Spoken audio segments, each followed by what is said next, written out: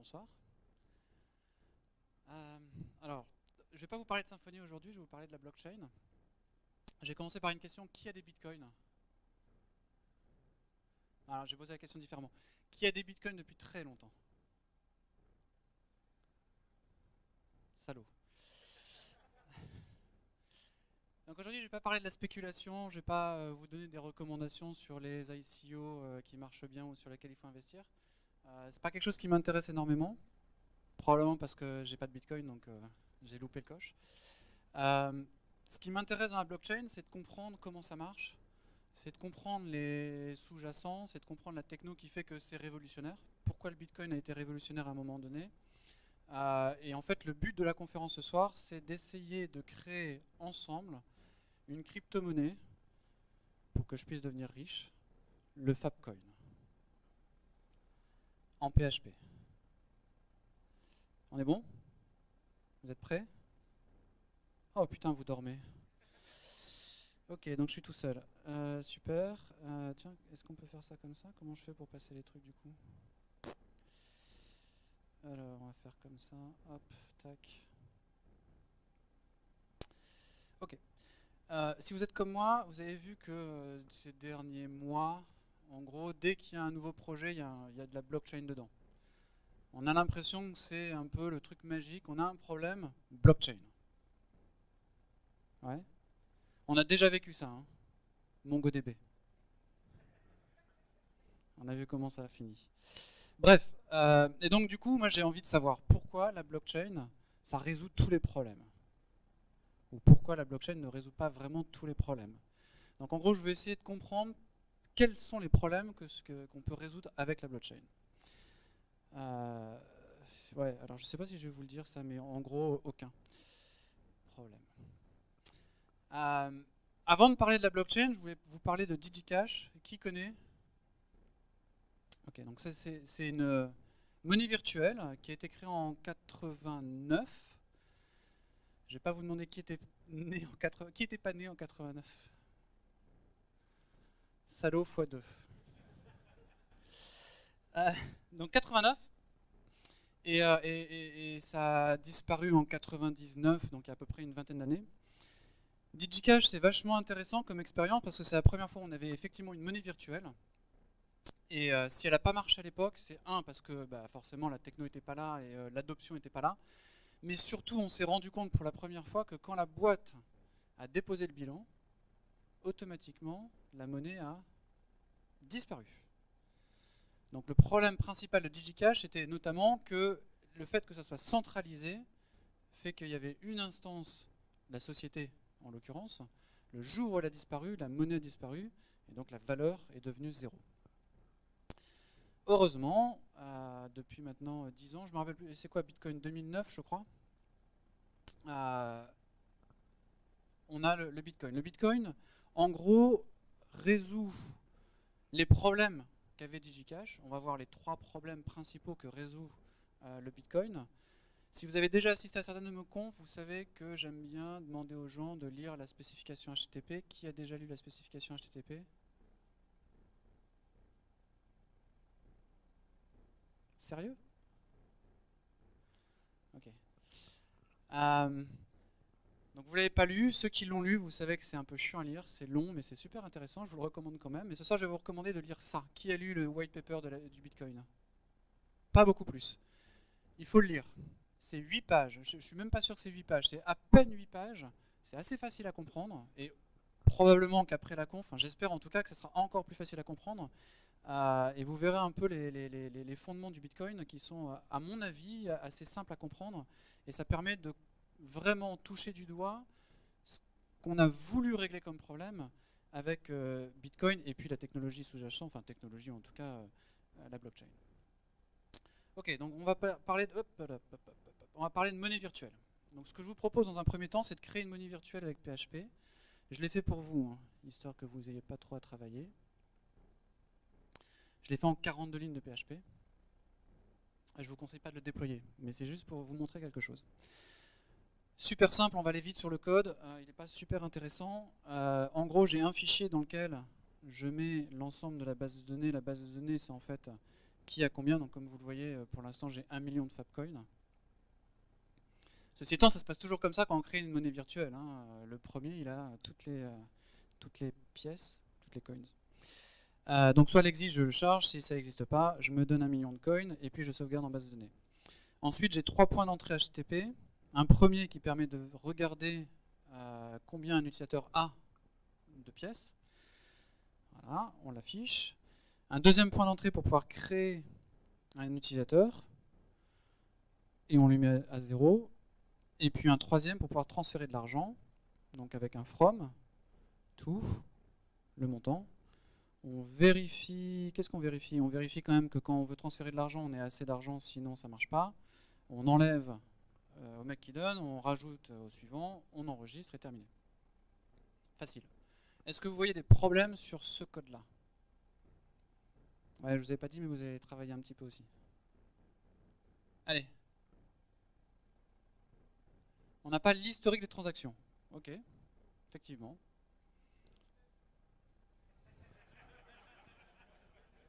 On s'en fout. Faites-moi confiance, ça marche. Je l'ai testé. Manuellement, avec Panther.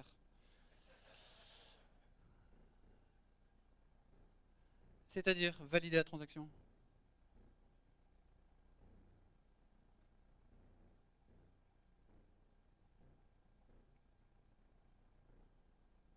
Ouais, alors il n'y a pas vraiment d'identification, c'est-à-dire que n'importe qui peut poster en disant Fabien donne à Thomas quelque chose. Donc ça, effectivement, il y a un problème d'identité. Qui peut modifier le fichier? N'importe qui? Ouais, t'as pas accès à mon ordinateur. Donc moi, je peux modifier le fichier, effectivement, mais tu me fais confiance. D'autres problèmes? Mais effectivement, c'est un problème. Il y a plein d'autres problèmes. Le premier problème, c'est si je ferme l'ordinateur. Tout d'un coup, il n'y a plus rien. Donc en gros, les problèmes, il y en a plein, effectivement. Mais les principaux problèmes, c'est la disponibilité. Ok, je ferme. Alors, imaginons que ce soit pas sur mon ordinateur, je le mets sur un serveur, mais si jamais le serveur meurt, tout d'un coup, boum, vous n'avez plus accès à l'argent, vous ne pouvez plus faire de transfert, plus personne ne peut créer quoi que ce soit. Si je décide d'arrêter l'expérimentation, de terminer, il n'y a plus de monnaie. Donc la monnaie, elle ne vaut pas grand-chose quelque part. Si le gouvernement décide de fermer mon serveur, pareil, terminé, il n'y a plus rien. Ça, c'est le premier problème. Le deuxième problème, l'authentification, on l'a dit. On pourrait rajouter un système de mot de passe, pourquoi pas. Mais bon, voilà. Avec les mots de passe, on pourrait régler ce problème-là. Il y a un problème de sécurité. Si jamais quelqu'un est capable d'hacker mon serveur, effectivement, il peut aller changer la base de données, récupérer ou faire des transferts, faire ce qu'il veut. Donc il y a un vrai problème de sécurité. Et puis un problème de confiance, que effectivement les gens qui ont accès au serveur jouent le jeu et ne s'amusent pas à soit créer de la monnaie, soit transférer de la monnaie. Donc en fait, le but ce soir, c'est de régler tous ces problèmes-là.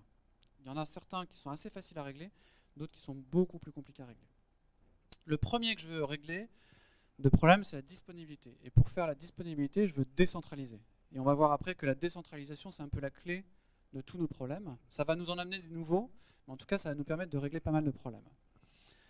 Le problème de disponibilité qu'on a là, c'est qu'on a tout sur un serveur central. Donc on est vraiment sur du client-serveur. L'état de la base de données, donc l'état des balances de chacun des comptes, il est sur un serveur. Et tous les clients, qui sont des clients HTTP, font confiance à ce serveur-là. Donc l'idée, c'est de trouver un moyen d'enlever ce single point of failure et d'avoir quelque chose qui est complètement décentralisé. Est-ce que vous connaissez des protocoles qui permettent de faire ça?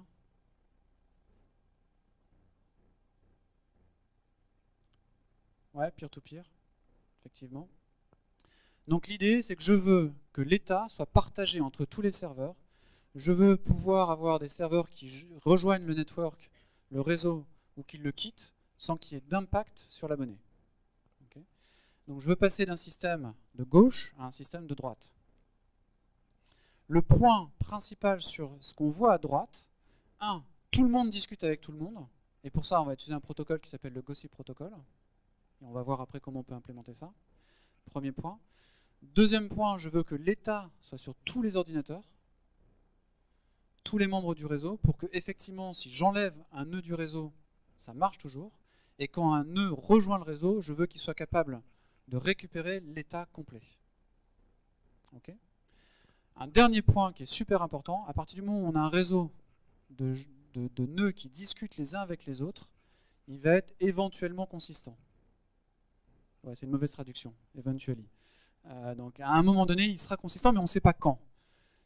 Et ça, c'est pour une raison très simple, c'est que je vais discuter avec toi, je vais te donner l'état, toi tu vas discuter avec le mec derrière, et avant que ça arrive tout au bout de la pièce, il va se passer du temps. Combien de temps, on ne sait pas. Mais on sait que si on attend suffisamment longtemps, tout le monde sera d'accord et aura le même état. Okay. Si vous avez la moindre question, la moindre chose qui n'est pas claire, vous m'arrêtez. Parce qu'on va rajouter des couches sur des couches, donc il faut bien qu'on construise sur quelque chose qui soit solide. Ok, donc on va faire ça.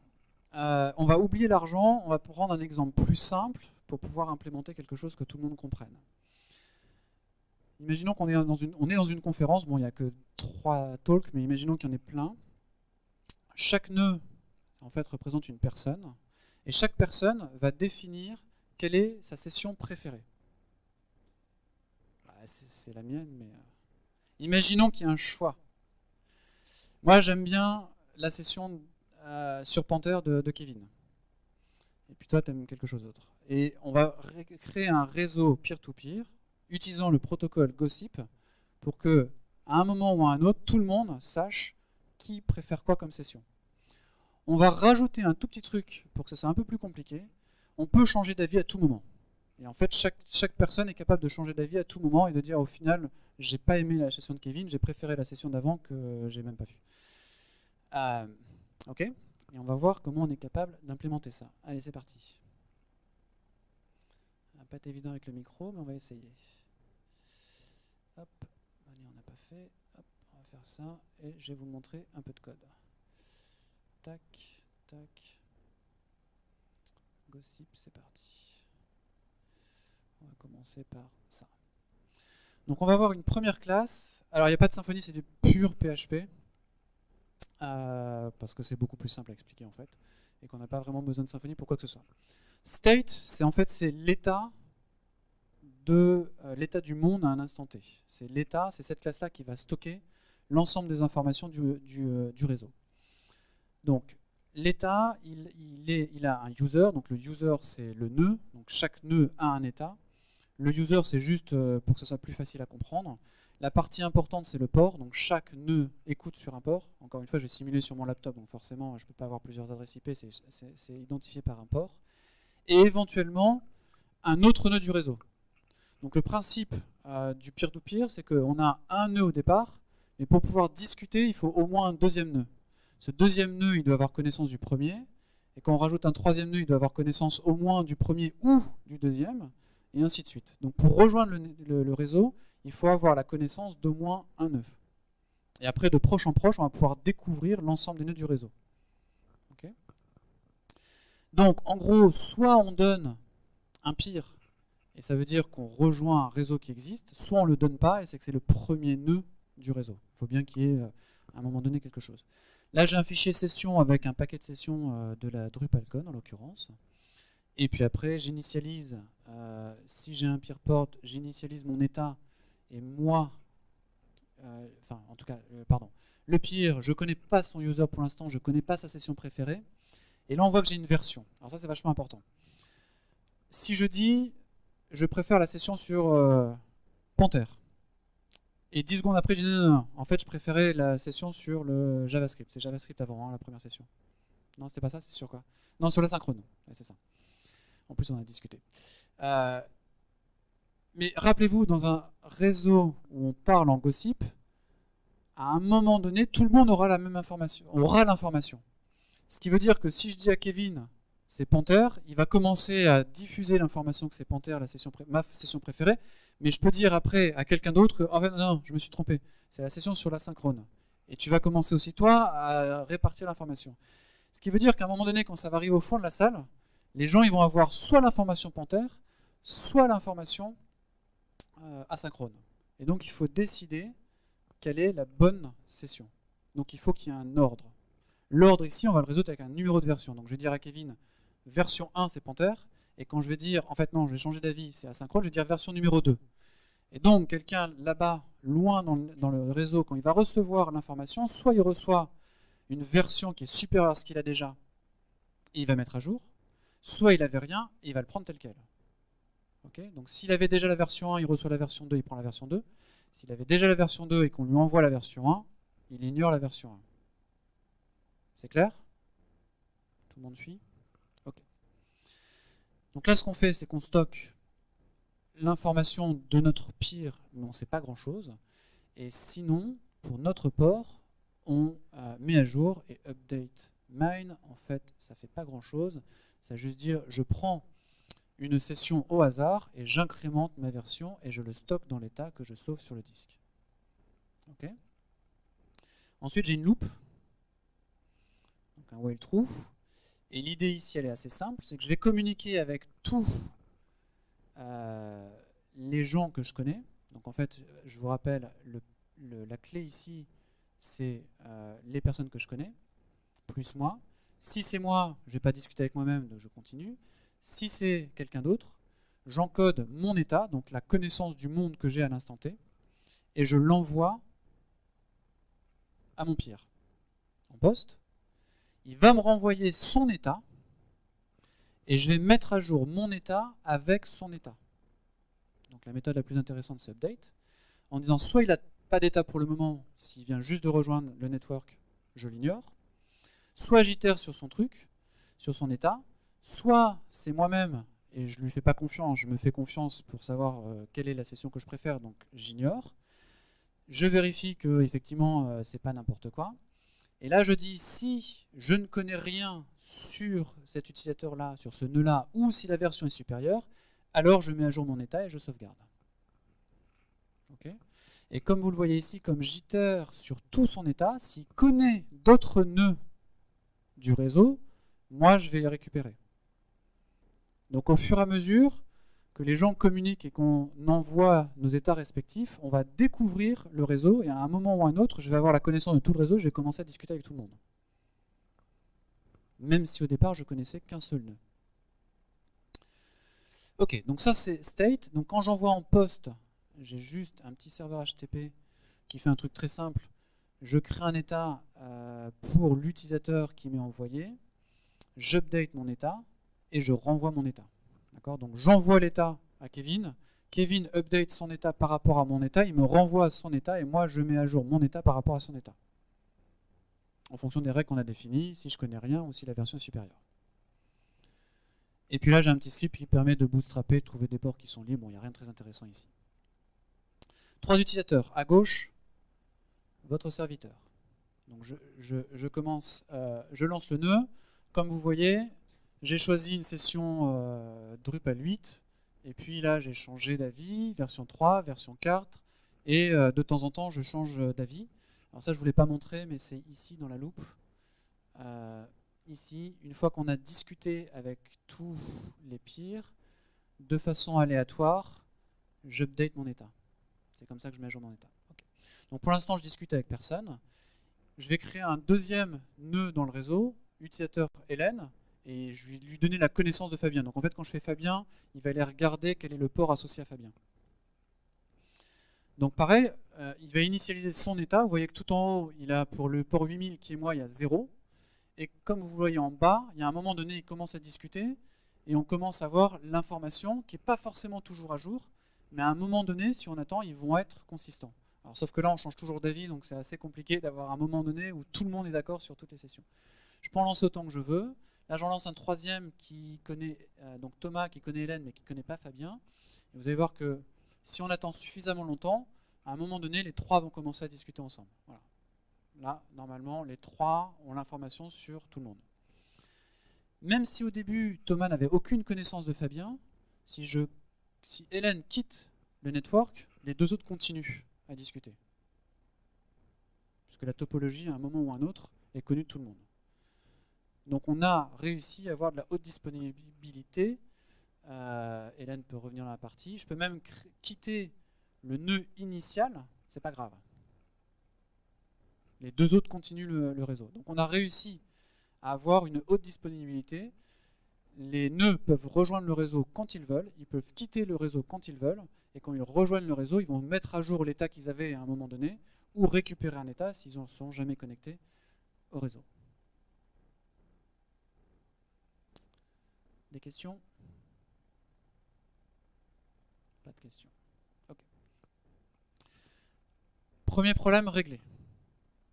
Deuxième problème, on l'a dit tout à l'heure, le problème de là, si j'ai envie de dire, tiens Kevin, en fait, Hélène, sa meilleure session, c'est la tienne. Il n'y a rien qui te dit que c'est Hélène qui discute avec toi. Donc je peux changer l'état de n'importe qui, on n'a aucune notion d'identité. En tout cas, on n'est pas capable de vérifier l'identité de personne. Donc la deuxième étape, c'est de dire, on veut une authentification. Mot de passe, ça ne marche pas. Pourquoi ça ne marche pas?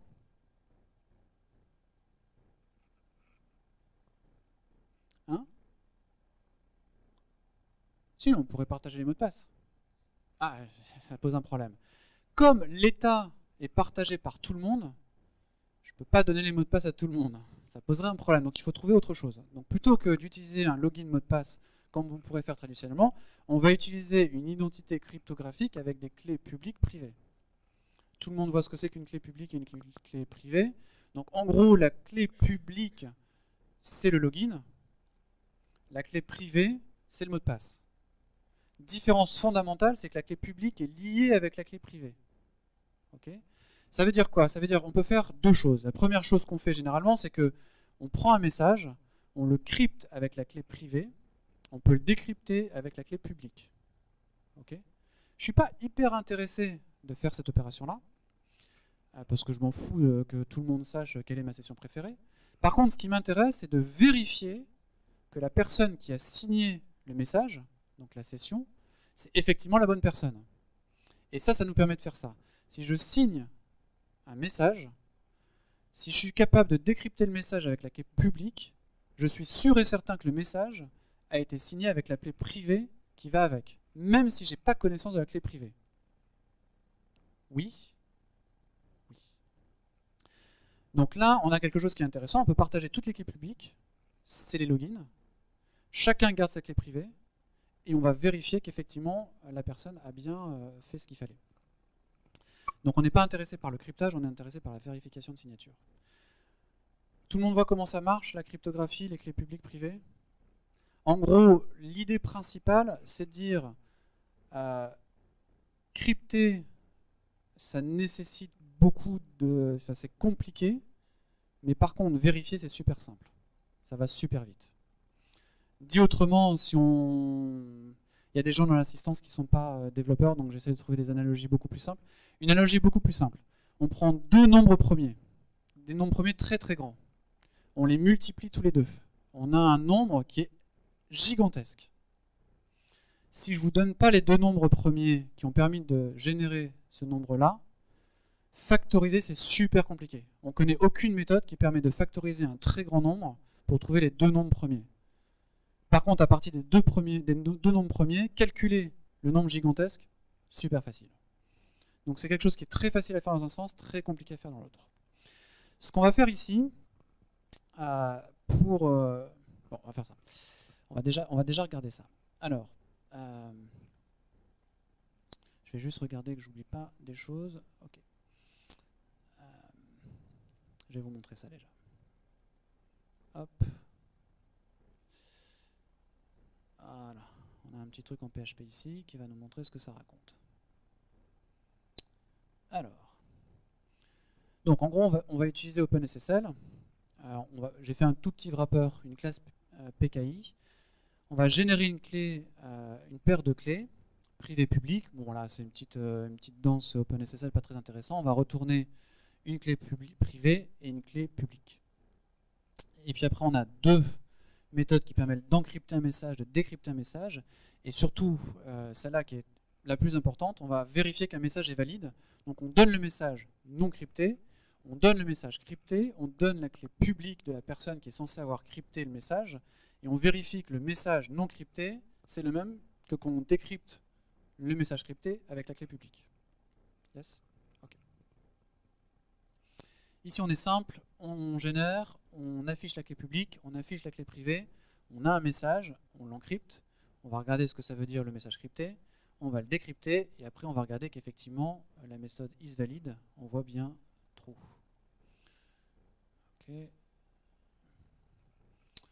Ok, alors qu'est-ce qu'on a? Donc en haut on voit la clé publique, en bas on voit la clé privée. Donc la clé publique c'est votre identité sur le réseau, ici ça. La clé privée qui permet de signer les messages, le message crypté, le message une fois qu'on l'a décrypté, et le isValid qui dit effectivement c'est bien la clé privée associée à la clé publique qui a été utilisée. Ok.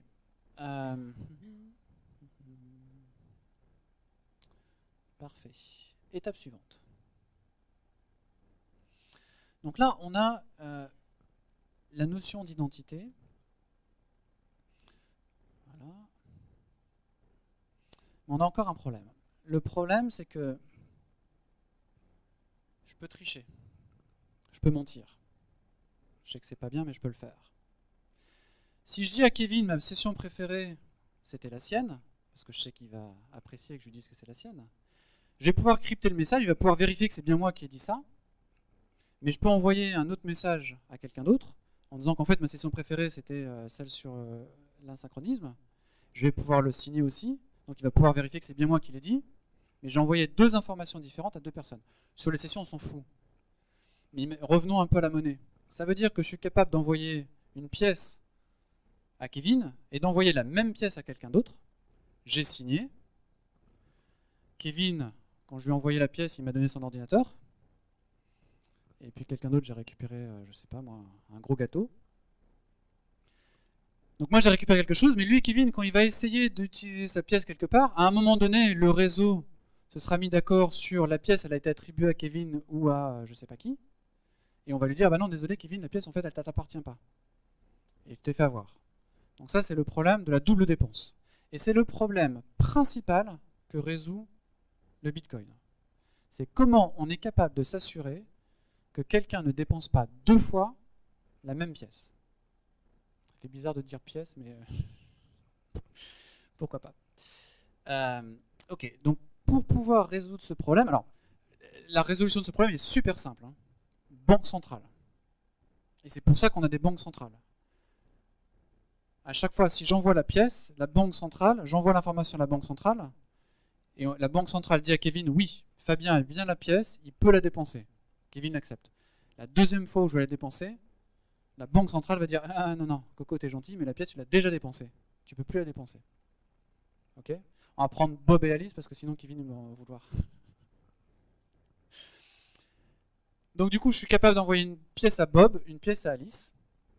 Je vous rappelle, l'information va mettre du temps à circuler, et à un moment donné, le réseau va définir qu'il y a un problème de double dépense. Comment on peut faire? La banque centrale, j'en veux pas. DigiCash, c'est ce qu'ils avaient en fait. Ils avaient une banque centrale. Donc il y avait un point central qui permettait de valider les transactions. Nous, on ne veut pas ça, on va être complètement décentralisé. Comment on fait pour être sûr qu'effectivement, il n'y ait pas ce problème de dépense double avec une décentralisation complète? Ben, c'est le problème que résout le Bitcoin. Alors, comment on va faire ça? En fait, l'idée, c'est qu'il faut... Le problème principal qu'on a, c'est de savoir qui ou quelle pièce, la pièce, quand est-ce que j'ai dépensé la première fois. Est-ce que c'est avec Bob ou est-ce que c'est avec Alice? Si je suis capable, on est capable tous ensemble de dire Fabien a dépensé la pièce avec Bob en premier, et c'est pas Alice, on a réglé le problème. Donc il faut qu'il y ait de la coordination sur le réseau. Dit autrement, si Bob et Alice sont capables d'attendre suffisamment longtemps, ou s'ils avaient été capables de discuter entre eux avant d'accepter la transaction, on n'aurait pas le problème. Donc il faut attendre le consensus du réseau avant de se dire la transaction elle est finale. Donc il faut pouvoir attendre. Ça c'est le point principal. Et dans le monde de Bitcoin, c'est ce qu'on appelle le proof of work. Attendre, ça veut dire qu'il faut réussir à prendre plus de temps sur les transactions. Prendre plus de temps, c'est ralentir les transactions. Les ralentir pour qu'on soit capable de se coordonner. Et peut-être que ça vous évoque des problèmes qu'on a aujourd'hui sur le réseau Bitcoin. C'est que l'un des problèmes, c'est justement c'est lent, mais c'est en fait dans l'essence même du protocole. Le fait de ralentir les choses. Pour ralentir les choses, ce qu'on fait dans le proof of work, c'est qu'en fait, on va demander, quand on fait une transaction, de démontrer qu'on a fait du travail. Ou en tout cas, un ordinateur a fait du travail sur cette transaction. Donc on va demander au CPU de travailler. Le CPU, il fait quoi? Il fait des calculs. Donc on va lui demander de faire un calcul. Le calcul est le suivant. De dire, on va prendre le message et on va calculer un hash. Tout le monde voit ce que c'est qu'un hash? Non, j'en connais qui ne savent pas. Un hash, en gros, c'est une signature. C'est un résumé. On va dire plutôt ça. Un résumé, c'est pas mal. Donc on va prendre le message et on va calculer un hash. Et ce hash, on va l'intégrer dans le message. Alors vous allez me dire, calculer un hash, c'est super rapide. Même en PHP. Donc on va corser l'affaire. On va dire, ok, il faut calculer un hash, mais on va faire un truc un peu plus souple. On va prendre le message. Il faut lui attacher un message random, quelque chose de complètement aléatoire, pour que quand on calcule le hash sur l'ensemble des deux, on ait un hash, mais qui commence par un certain nombre de zéros. D'accord? Donc il peut commencer par 1, 0, 2, 0, 3, 0, 4, 0. Et plus on rajoute de 0, plus c'est compliqué. Ok? Vous voyez le truc? On va essayer de faire ça. On va essayer de faire ça. Alors là, c'est pas évident de faire ça avec une main. Comment on calcule un hash en PHP? Ça existe, hash? J'aimerais bien à ce stade de la compétition avoir un oui franc et massif ou un non franc et massif. Histoire que je sois pas ridicule. Chat 256, je crois que c'est le truc. Et puis après, on va mettre le hash. Donc on va faire un petit hello. Voilà, ça c'est un hash. Cette fonction de hashing, elle doit avoir plusieurs propriétés. La première, c'est que quand on prend un input, on a un output qui est très différent, bien évidemment. Mais à chaque fois, si j'ai le même input, j'ai la même entrée, j'ai la même sortie. Première propriété. Deuxième propriété, si je change légèrement l'entrée, la sortie est complètement différente. Deuxième propriété. Troisième propriété, calculer le hash, c'est facile. Revenir en arrière, c'est impossible. Ou en tout cas, on espère que c'est impossible. Le passé nous a montré que certaines fonctions de hashing, on pouvait revenir en arrière. Mais en tout cas, le principe de base, c'est que on ne peut pas revenir en arrière. Tout à l'heure, je disais résumé parce que même si on met un texte qui est super long, le hash, il a une longueur qui est fixe. Okay. Donc, le jeu est le suivant. J'ai mon hello. Là, vous voyez, ça commence par un 2. Donc, il faut que je trouve une valeur, peu importe ce que c'est. Donc là, je vais mettre un entier, pour que j'ai un 0 au début. J'aurais dû le faire avant, je ne sais pas trop. Bon, bref, ça peut prendre un certain nombre de temps. D'accord? L'ordinateur, il est beaucoup plus rapide que moi, donc on va coder quelque chose. C'est le proof of work, une petite classe PHP, la fonction de hash que j'ai abstrait ici, la fonction de hashing qu'on va utiliser. Donc on appelle ça un nonce. Donc en fait, c'est juste une valeur aléatoire. Ici, notre valeur aléatoire, ça va être un entier qu'on va incrémenter, ce qui va nous permettre de voir combien d'itérations il faut pour pouvoir trouver le nombre de zéros. Et on va incrémenter le nonce tant qu'on n'a pas quelque chose de valide. Quelque chose de valide, c'est quand on calcule le hash du message plus le nonce, on veut un certain nombre de zéros. Donc imaginons 3 zéros. Okay, donc après on va avoir un message, on veut trouver le nonce, on va l'afficher, donc ça va être le nombre d'itérations. Et puis après, on va vérifier que le hash donne bien le nombre de zéros qu'on veut bien, donc là 3. Hop, c'est parti. Voilà, donc il m'a fallu 460 itérations pour avoir 3 zéros. Si je veux 4 zéros, non 4, il va falloir plus de temps, 167 000. Si je veux 5 zéros, je ne sais pas pourquoi il me fait ça. Ça fait combien là? Ça fait 6. Allez, non, 6 ça va faire beaucoup. 5. Vous voyez que ça prend encore plus de temps, mais c'est quand même assez rapide. Si j'en rajoute un, je ne sais pas comment je fais pour pas en avoir. Ok, hop. Ah. Ok, j'en rajoute un de plus. C'est exponentiel, hein, donc là on va attendre très longtemps. Bon, on va pas attendre. Mais en tout cas, l'idée principale, c'est qu'on peut gérer la complexité, donc on peut ralentir ou accélérer en demandant plus ou moins de 0 pour le hash. Okay, ça c'est le proof of work. Ok, un truc de plus dont on va avoir besoin. Ok. Le proof of work, c'est ce qu'on appelle le mining dans le protocole Bitcoin. Donc quand on dit qu'on mine du Bitcoin, en fait c'est exactement ça. On utilise des ordinateurs pour créer des hashes et vérifier qu'il y a des zéros qui vont bien devant. C'est très très con. Hein. Mais vous allez voir, c'est vachement utile pour régler le problème qu'on a. Ok. Vous dites, il est gentil, mais la blockchain, où est-ce que c'est? Tada! La blockchain, on y est. Vous dormez pas? Ok. Qu'est-ce que c'est qu'une blockchain? C'est exactement tout ce qu'on vient de raconter. On va raccrocher les morceaux. On a un bloc. Un bloc, c'est quoi? C'est notre message, donc ce qu'on disait tout à l'heure, la session préférée, le hash, donc le hash qu'on va calculer. Donc en fait, j'ai mis data et message parce que data, c'est le message plus la valeur aléatoire qui nous permet d'avoir un hash avec le nombre de zéros qu'on veut. Ok? Et si on regarde le bloc numéro 2, on rajoute une autre chose au bloc qui est le hash du bloc précédent. Ok? Et si on fait ça, on a réussi un truc extraordinaire, c'est que maintenant on a un ordre. On sait que le bloc 3, il est après le bloc 2. On le sait parce que dans le bloc 3, il y a le hash du bloc 2. Donc on est sûr qu'il vient après. Oui? Okay. Est-ce qu'on a résolu tous les problèmes? Malheureusement, non. Mais je veux quand même m'attarder 2 secondes là-dessus, parce qu'une blockchain, c'est exactement ça. Ni plus, ni moins. Ça résout aucun problème. Et probablement pas les problèmes que vous avez en ce moment sur votre projet. Enfin, sauf si vous créez le Fabcoin comme moi. Et c'est surtout pas ça. C'est surtout pas une base de données distribuée. Ça, c'est bullshit. Alors, vous pouvez me dire, ouais, mais l'Ethereum, machin. Ouais, on en reparlera plus tard. Mais en tout cas, si vous regardez dans la réalité des faits, c'est pas une base de données distribuée. Pour une raison aussi très simple, c'est que tout le monde dans le réseau a toute la blockchain. Rappelez-vous, l'état, il est partagé entre tous les nœuds du réseau. Donc tout le monde a toute l'information.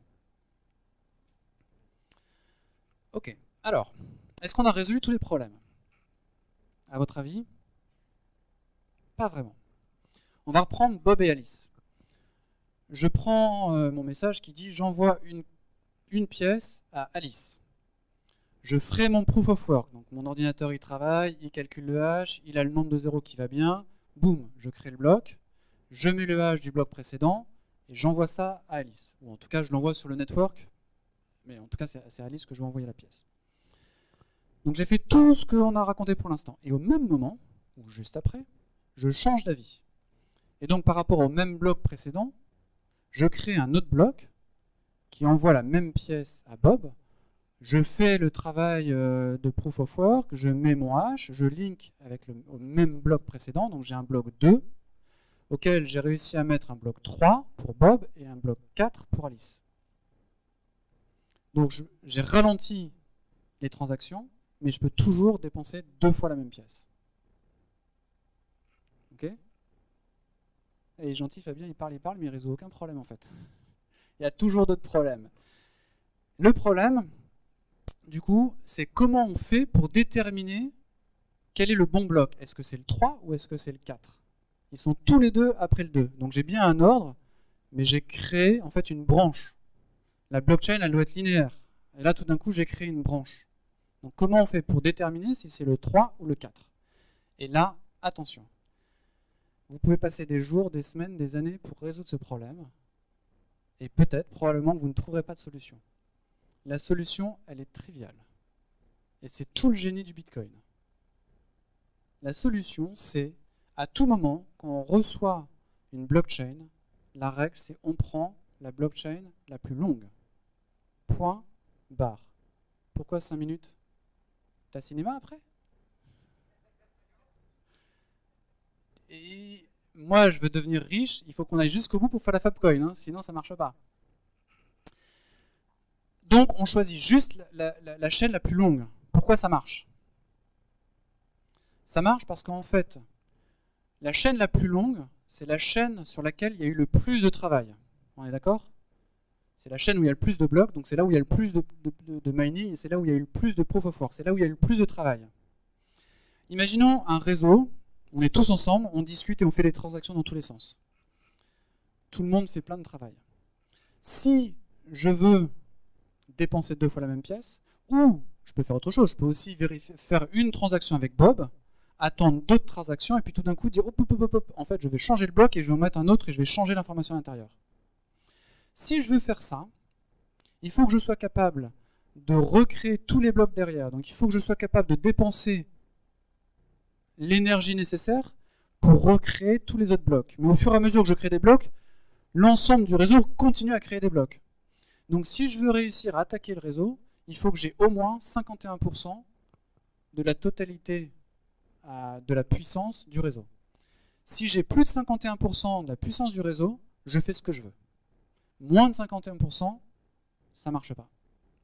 Et donc, dans un réseau de blockchain, si on a juste cette règle de dire on garde toujours que la plus longue, à un moment ou à un autre, tout le monde sera d'accord sur la blockchain, sur la chaîne, qui est effectivement celle à adopter, et c'est probablement celle où il y a la bonne information. On part du principe que la plupart des nœuds participent au réseau de façon honnête. Okay, donc il faut que plus de 51% du réseau soit honnête. Si plus de 51% du réseau est malhonnête, ça ne marche plus. D'où les problèmes de Bitcoin. L'idée d'origine, c'est de dire on a un réseau tellement distribué, tout le monde ayant la blockchain sur son ordinateur, avoir plus de 51% du réseau, c'est juste impossible. Sauf que, quel est le problème aujourd'hui? Les fermes. Et en fait, il se trouve qu'on a des grosses fermes de minage, notamment en Chine, qui fait qu'aujourd'hui, il est complètement possible, s'il y a quelques fermes de minage qui se mettent d'accord, de récupérer plus de 51% du réseau. Je ne me rappelle plus la coin, mais très récemment, là, il y a quelques semaines, Zencash. Bon, en tout cas, il y a effectivement une monnaie virtuelle où quelqu'un a eu plus de 51% et du coup, il a récupéré pas mal d'argent. Bref.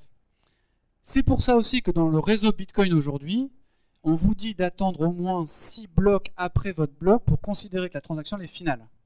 C'est juste pour dire, on considère que s'il y a 6 blocs derrière le bloc dans lequel il y a votre transaction, il est quasiment impossible qu'il y ait un fork qui devienne plus long. Ce qui veut dire qu'il faut attendre très longtemps. Ok, on y est. Donc on a quoi? 3 minutes pour créer on va essayer de faire ça en 3 minutes. Allez, c'est parti. Heureusement, j'ai préparé le travail. Avant ça, quand même, on va regarder ce que c'est qu'une blockchain bête et méchante. Alors, une blockchain, qu'est-ce que c'est? Donc on a notre proof of work, on l'a déjà vu. On a un bloc. Un bloc, c'est quoi? C'est un message et le bloc précédent. Et en fait, sur le bloc précédent, on ne va jamais garder que le hash. On ne va pas garder tout le bloc, juste le hash du bloc précédent. Donc quand on construit un bloc, on garde le hash, on garde le message et on va miner. Miner, c'est le message plus le hash qu'on avait avant. On trouve un nonce par rapport à ça. Et le hash, on va le recalculer derrière. Donc le bloc, il est valide. Et ça, c'est super important. Il faut qu'on puisse vérifier qu'un bloc est valide.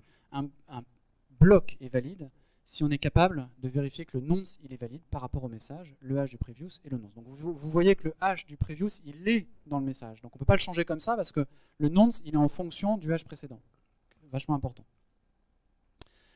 Une blockchain, c'est quoi? C'est juste un ensemble de blocs, les uns à la suite des autres. Et quand on rajoute un message, on rajoute un bloc sur le bloc précédent. Donc là, c'est là où on va aller chercher le bloc précédent. Ok. Une blockchain, il faut pouvoir valider qu'elle est valide aussi. Okay, sinon, ça fout tout le truc par terre. Donc, comment on fait ça? On vérifie que sur chaque bloc de la blockchain, le bloc il est bien valide. Et que, effectivement, sauf pour le premier bloc qu'on appelle le Genesis, on a bien le hash du bloc précédent qui est égal au hash du bloc précédent. Je recommence. Le bloc avec le hash précédent, c'est bien le hash du bloc précédent. Ouais, enfin vous avez compris ce que je voulais dire. Non mais je crois que j'ai dit dans le bon sens. Ok, maintenant qu'on a tout ça, allez c'est parti, Fabcoin. J'avais oublié de le dire dans l'invitation parce que de toute façon il n'y a pas beaucoup de place, mais je fais 20% sur les Fabcoins ce soir.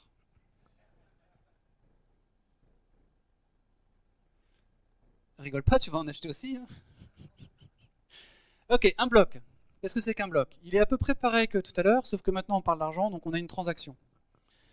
Qu'est-ce que c'est qu'une transaction? Une transaction, c'est un from, donc c'est la clé publique de la personne qui envoie de l'argent.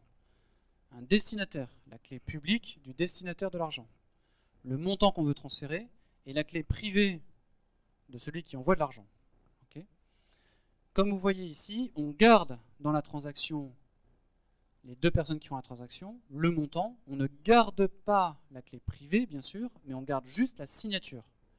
Je ne reviens pas sur la signature, on l'a vu tout à l'heure. Okay.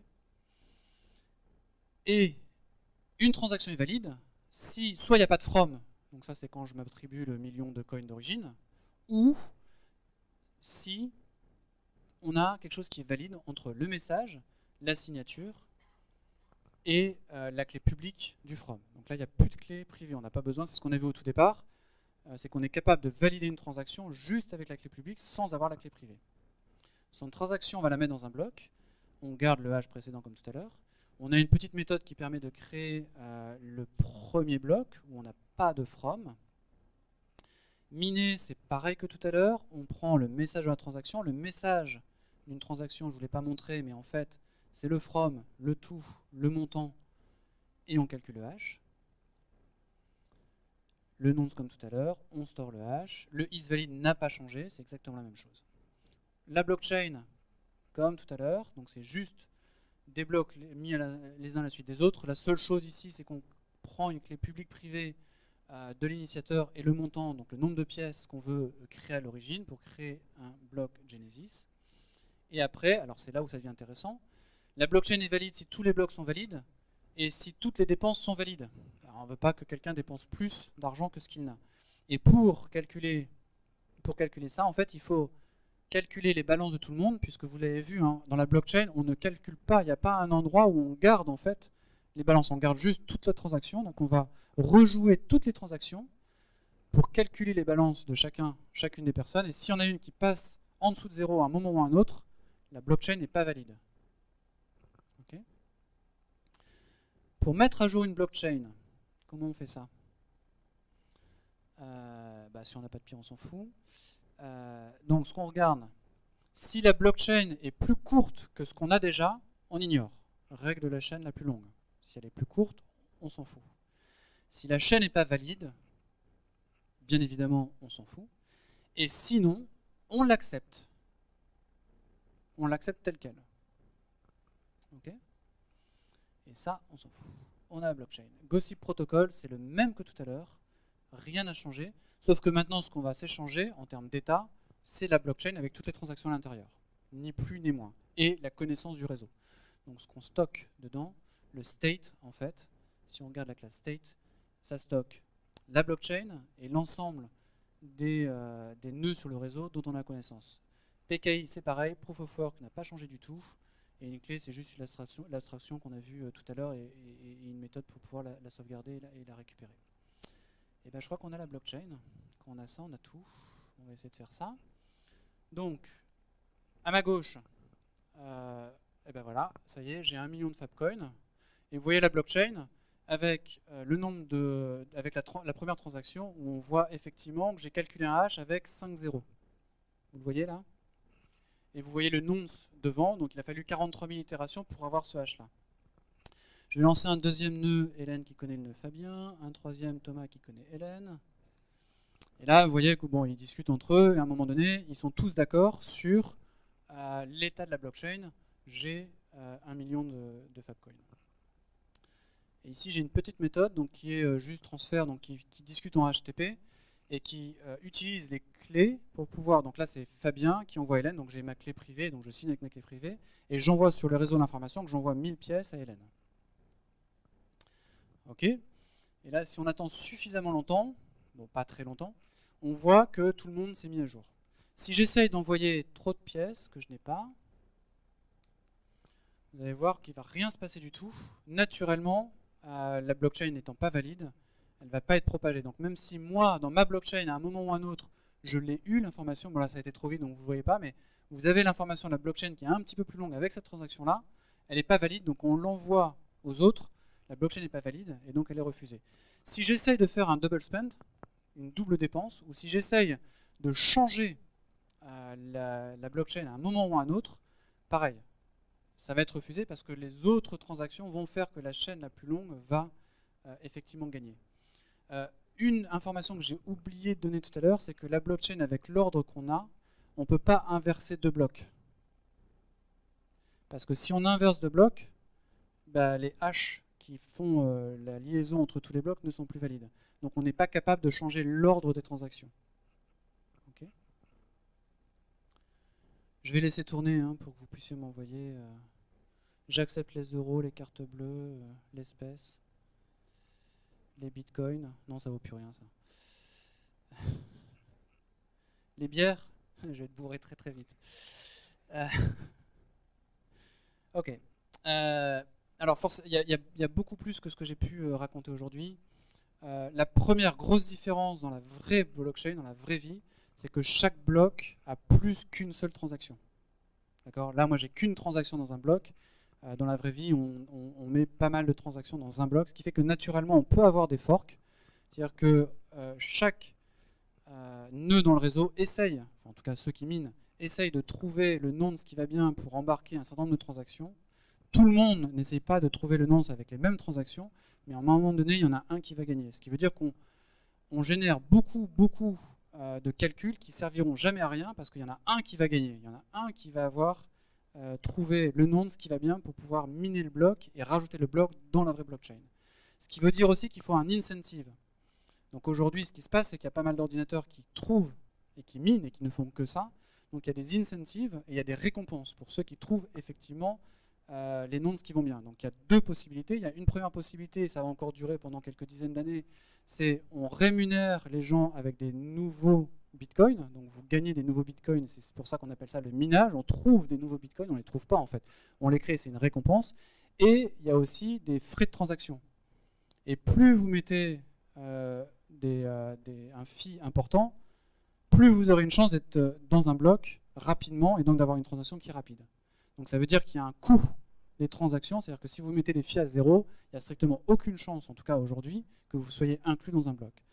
On n'a pas parlé des clients légers parce que vous imaginez bien qu'avoir toute la blockchain sur un téléphone portable, c'est juste impossible. Donc aujourd'hui, il y a des solutions pour avoir des parties de blockchain et pas toute la blockchain. On n'a pas parlé des Merkle Trees qui sont un des trucs hyper importants dedans. On n'a pas parlé du Lightning Network qui est une techno aujourd'hui qui permet éventuellement peut-être d'aller beaucoup plus vite et de ne pas avoir à faire les transactions sur la blockchain principale. Qu'est-ce que j'ai oublié? Enfin, il y a plein d'autres choses. Mais en tout cas, j'espère que juste avec ça, vous avez compris les fondements parce que les fondements sont les mêmes sur toutes les blockchains et que quand vous allez lire ce soir le white paper sur le Bitcoin, qui ne fait que 8 pages, je vous le rappelle, vous allez tout comprendre. Voilà, je suis à peu près dans les temps.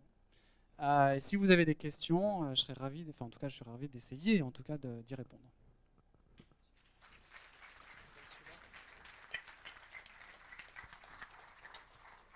Merci Fabien. Est-ce que vous avez des questions?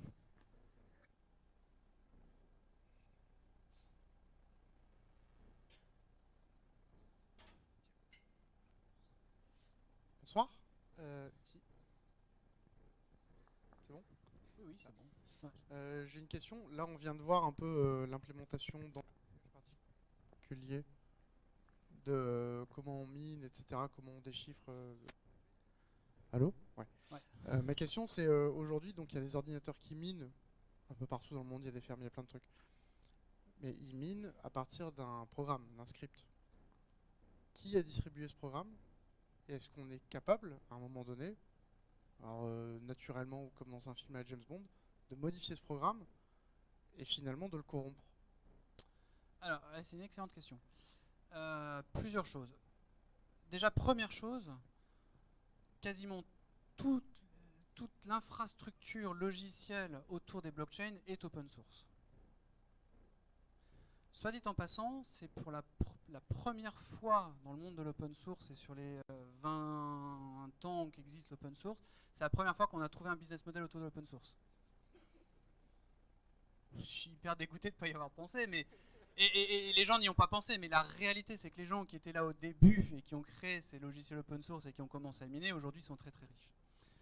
Bon bref, c'était une mini parenthèse, peut-être une petite frustration de ma part. Donc tout est open source, donc on peut complètement regarder, mais même si tu essayes de corrompre le logiciel en fait on s'en fout un peu parce que le logiciel ne fait que calculer des choses pour insérer dans la blockchain. Mais ce qui importe au final, c'est ce qu'on a vu, c'est la blockchain elle-même. Et la blockchain elle-même, elle est vérifiée par des choses, on a vu les algorithmes, c'est très simple, c'est vérifier les signatures, c'est vérifier... donc ça, c'est juste impossible. À corrompre, il n'y a pas d'algorithmie derrière. Donc on ne peut pas vraiment... Ceci étant, aujourd'hui, d'ailleurs, c'est même plus des logiciels qui font ça, hein, c'est directement des chipsets qui font ces calculs-là. Vous avez certainement entendu parler, c'est le gros problème aujourd'hui, c'est que aujourd'hui, avec mon ordinateur ou ton ordinateur, c'est strictement impossible de miner parce qu'il y a des puces dédiées qui sont capables de faire ça beaucoup plus vite que ce que nous, on est capable de faire. Et toutes ces puces-là, aujourd'hui, sont trustées par les Chinois. Tu es incapable d'en acheter, ou c'est eux qui te les vendent, mais ils te les vendent tellement cher que de toute façon, tu n'es pas capable de les rentabiliser. Et c'est pour ça aussi qu'on essaie de trouver des manières pour que ça soit plus égalitaire et de trouver des proof of work qui ne soient pas basés sur le CPU, ou en tout cas, on soit capable de faire, notamment avec la mémoire, que n'importe quel ordinateur soit à un même niveau d'égalité et pas favoriser des gens qui ont plus de moyens ou qui ont des trucs particuliers. C'est compliqué, ceci étant. Hein. C'est compliqué. Et on est aussi en train de travailler sur les proof of stake plutôt que les proof of work, mais là, on ne peut pas rentrer dans les débats parce que ça serait beaucoup trop long. J'avais juste une autre question. Ouais. Imaginons que je monte une ferme, j'ai mon oncle qui est chinois et j'ai plein de GPU pas très chers, etc. Ouais. Et je log toutes les transactions qu'on voit. Donc je récupère la donnée. Ouais. Est-ce que, enfin, j'ai des données de transactions avec des montants, ouais. avec des clés publiques. Ouais. Alors tout à l'heure dans le code on voyait des clés privées. Est-ce que, alors déjà non, il n'envoie pas de clé privée. Voilà, donc... La clé privée, elle reste sur ton ordinateur, elle permet de chiffrer, mais elle passe jamais sur le réseau. D'accord. Mais je suis capable de récupérer de la donnée, d'avoir des tendances de transactions sur un... Mais t'es pas obligé de miner en fait. Hein. N'importe qui a l'ensemble de la blockchain. Donc t'as pas besoin de miner pour avoir ces informations-là. Tu les as naturellement dans la blockchain. Donc aujourd'hui, je peux, moi, bien sûr, avec la puissance, etc., récupérer toutes ces données, les loguer sans puissance. Sans aucune puissance. Enfin, il faut juste la mémoire nécessaire pour télécharger la blockchain sur ton ordinateur. Il te faut de la patience parce qu'il faut du temps pour télécharger l'ensemble de la blockchain. Et c'est tout. Et après, je peux les revendre. Tu peux revendre quoi? Non, tout le monde y a accès, tu les revendras pas. Mais je peux vendre des tendances avec des analyses. Ah, si tu veux. Oui. Si tu veux. Mais attention. Bitcoin, transaction rapide, non. Transaction anonyme, non. Jamais de la vie. C'est anonyme dans le sens où ce que tu connais, c'est la clé publique qui a fait les transactions. Et d'ailleurs, les gens un peu sensibles sur la sécurité ou sur justement le fait d'avoir des transactions anonymes vont te recommander de changer de clé à chaque fois que tu fais une transaction. Parce que si tu commences à faire les transactions avec la même clé en permanence, on ne peut pas t'identifier toi en tant que personne, monsieur A, mais on peut regarder effectivement des patterns et on peut... au bout du bout, réussir à trouver des gens. Et d'ailleurs, il y a des gens qui ont fait des recherches et qui ont été capables de retrouver des gens juste avec des clés publiques. C'est complètement jouable. Donc, on n'est pas anonyme sur le réseau. On est identifié avec une clé publique et on est capable d'identifier ce que tu fais sur le réseau si tu utilises toujours la même clé publique. Donc, c'est pour ça qu'on recommande d'utiliser des clés publiques différentes. Enfin, des paires de clés différentes. Et du coup, si j'écoute et que je prends une clé publique de quelqu'un d'autre, est-ce que je peux usurper une identité pour faire une transaction ? Non, tu n'as pas la clé privée. Non, ça la clé privée tout à l'heure, enfin ce que tu disais, là dans le code on voyait que c'était au niveau du mining, etc. On valide la transaction avec la clé publique et la clé privée. Non, le mining n'a pas besoin de la clé privée. Hein. Ici, si on revient et qu'on regarde le bloc, en fait, quand on regarde ici le bloc, il a déjà la transaction. Et en fait, la transaction, on a la signature, donc il n'y a pas la clé privée. Donc la transaction, c'est toi qui l'as fait sur ton ordinateur. Tu signes sur ton ordinateur avec ta clé privée la transaction. Et après, ça part sur le réseau pour être miné et être inclus dans un bloc. Mais pour miner dans un bloc, il n'y a pas besoin de la clé privée. Jamais de la vie. Donc la clé privée, elle reste sur ton ordinateur. Ou elle est sur ton exchange si tu n'as pas géré ta paire de clés directement, mais que tu la gères via un exchange. Et c'est pour ça que ce n'est pas vraiment recommandé. C'est-à-dire que si tu n'es pas propriétaire de ta clé privée, quelque part, tu n'es pas maître des transactions que tu es capable de faire. Merci. Oui, ça c'est un autre sujet qu'on n'a pas évoqué, c'est les exchanges, qui sont un autre problème qu'avait pas forcément anticipé le Bitcoin à l'origine. D'autres questions?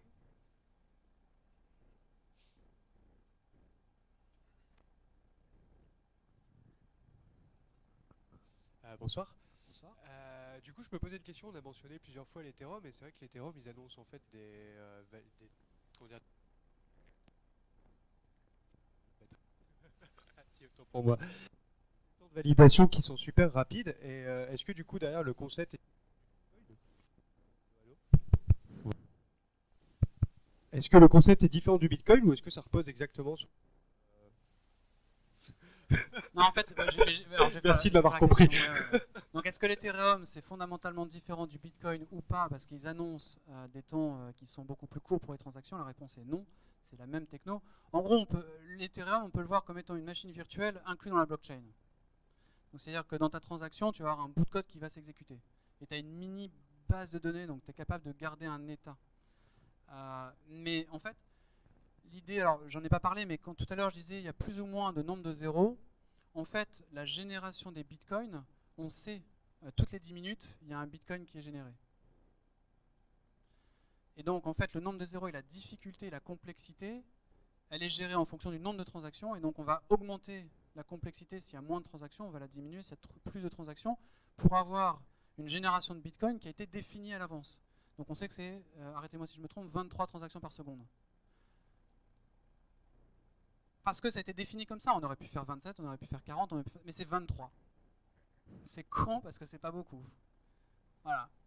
Donc après, si tu changes les paramètres de départ, et il y a plein de monnaies virtuelles, de cryptocurrencies, qui ont été juste des forks de Bitcoin, ou vraiment un copycat de Bitcoin, où ils ont juste changé ces paramètres-là pour dire, ah bah nous on est plus rapide. On n'est pas plus rapide, c'est juste qu'ils ont tweaké les paramètres pour qu'effectivement, à l'arrivée, ça paraisse plus rapide, les transactions soient plus rapides. Mais rappelez-vous que le fait de ralentir, c'est intrinsèquement quelque chose de fondamental pour que la blockchain elle fonctionne. Voilà. Et juste une mini parenthèse sur le Lightning Network, c'est juste de dire on fait des transactions off-chain, donc en dehors de la blockchain. Donc en gros, on va nous ouvrir un canal tous les deux. La transaction initiale, on va la faire sur la blockchain. Après, on va faire des transactions tous les deux. On va être super rapide parce qu'on discute tous les deux, et puis comme des grands, on se fait confiance. Et il y a un moment donné, on va dire, ok, bam, on remet dans la blockchain. Donc là, on va être super rapide tant qu'on va discuter entre nous. Et on a une transaction au départ et une transaction, je vais vite, hein, mais à l'arrivée. Et donc, du coup, ces deux transactions-là peuvent être très lentes. On s'en fout parce qu'entre-temps, on a pu discuter entre nous. Alors, si je le fais juste entre nous deux, ça va être super compliqué parce qu'on va pas ouvrir des canaux de communication entre tous les mecs. Mais si tu veux, l'idée c'est que moi je vais faire une transaction avec Kevin, mais j'ai pas de transaction directe. Mais moi j'ai un canal avec toi et et toi tu as un canal avec Kevin. Donc en fait, tu vas faire l'intermédiaire de confiance pour qu'on puisse faire des transactions tous les deux. En gros, c'est comme ça que ça marche. Donc c'est dire comment on est capable de faire des transactions en dehors de la blockchain principale. Le truc qui moi me gêne beaucoup dans ça, enfin pas dans ça particulièrement, mais tout ce qu'on est en train de faire autour de la blockchain, c'est que les idées d'origine, comme vous pouvez le voir, c'est très très basique, c'est très simple. L'implémentation peut être compliquée, mais les concepts sont super simples. Et là, on est en train de rajouter des couches sur des couches, ça vous rappelle les choses, des abstractions sur des abstractions, et donc de la complexité. Et déjà qu'on ne la maîtrise pas vraiment, la complexité, aujourd'hui, demain, je ne sais pas ce que ça va donner. Dernier point sur l'Ethereum. Moi, tant que tu m'arrêtes pas, je parle. Dernier point sur l'Ethereum, est-ce que vous avez déjà regardé le langage utilisé pour coder ce qu'on appelle des contrats sur Ethereum? Qui pense que Visual Basic était mieux? Enfin, moi je le pense. Qui pense que PHP est largement meilleur? Moi je le pense. Si on en est à la préhistoire du web, on en est au Big Bang sur le Bitcoin. Ou en tout cas sur cet univers-là. On est au début de rien. Et c'est pour ça que tout le monde est capable de... Enfin, tout le monde n'est pas capable, mais c'est pour ça qu'on a très régulièrement des histoires où il y a de l'argent qui a été volé, ou en tout cas des coins qui ont été volés. Parce qu'aujourd'hui, la réalité, c'est que faire un contrat qui est très sécurisé, c'est très très très compliqué. C'est très compliqué parce que le langage, on n'est pas enregistré. Il est tellement mal foutu. Vitalik est très bon. Hein. Le mec, il est super jeune. Ah, il est super riche. Il est visionnaire, il est très très bon, mais c'est pas quelqu'un qui a fait des études qui lui permet de concevoir un langage qui va bien. Or là, on a besoin d'un langage où on est capable de faire de la preuve et qu'on est capable de prouver que effectivement le code est sécurisé. Ce qu'on est incapable de faire aujourd'hui. Donc c'est juste des sociétés, il y a plein de sociétés qui se montent avec des experts qui auditent le code pour vérifier qu'il n'y a pas trop de sécurité. Au final, il y en a quand même. Donc on est dans un... Voilà. Investissez dans le Bitcoin. Je vais finir avec une dernière question. Ouais. Quand est-ce qu'on aura le Fabcoin sur Coinbase? Alors je vais répondre autrement. Je vais répondre de façon hyper sioux. Vas-y. Parce que pour l'instant, c'est un proof of concept avec PHP. Donc il me faudrait quelque chose qui soit beaucoup plus évolué. Pour avoir un truc beaucoup plus évolué, il me faut d'autres développeurs. Et s'il me faut des développeurs, ça doit être un slide quelque part. Ça veut dire qu'on recrute. T'as vu comment c'est sioux? Merci de m'avoir tendu la perche. Merci Fabien. Alors, deux petites choses et puis après on va boire des bières ensemble. Mais